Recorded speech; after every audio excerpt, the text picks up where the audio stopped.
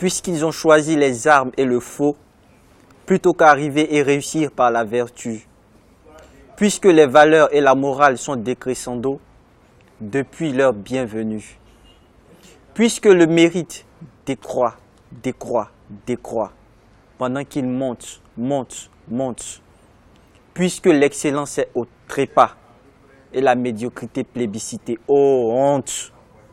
Un monde à l'envers, où les monstres sont rois, gouvernants, fonctionnaires, chefs de guerre, piétinent le droit, violent impunément la loi. Je suis écrivain, auteur de 5 ouvrages, 2 œuvres poétiques, une nouvelle, un roman et puis une œuvre collective. J'ai la joie de vous présenter La Rébellion des poètes qui a été préfacée par André Sylvain-Conon, que vous connaissez certainement, un journaliste qui a beaucoup lu. Il m'a fait une très belle préface qui présente et introduit très bien le livre. Alors le livre est divisé en 3 parties. La première partie est une poésie satirique très engagée. La deuxième partie, c'est l'ensemble des textes d'une poésie didactique, c'est-à-dire c'est des textes qui parlent des enseignements de la vie, des leçons de la vie, ou après avoir traversé certaines épreuves, comment transcender les épreuves.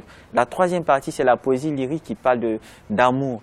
La Rébellion des poètes est une œuvre poétique éditée chez les éditions Maïeutique, dont je suis l'éditeur, depuis fin mai 2019. L'inspiration, c'est les faits de société. La preuve, c'est que la Rébellion des poètes a été inspirée, ou bien l'idée de publication a été faite parce que j'avais l'habitude de publier des textes sur les réseaux sociaux et ces textes étaient beaucoup partagés, étaient beaucoup entre griffes, comme on le dit ici, likés. Alors plusieurs m'ont dit, mais pourquoi tu ne fais pas une œuvre? On sera très intéressé à l'acheter. Donc c'est ce qui m'a motivé à faire sortir La Rébellion des poètes. C'est une révolte contre l'injustice sociale dans mon pays. C'est une révolte contre la médiocrité dont font l'apologie ceux qui dirigent mon pays. C'est une révolte contre les libertés qui sont piétinées.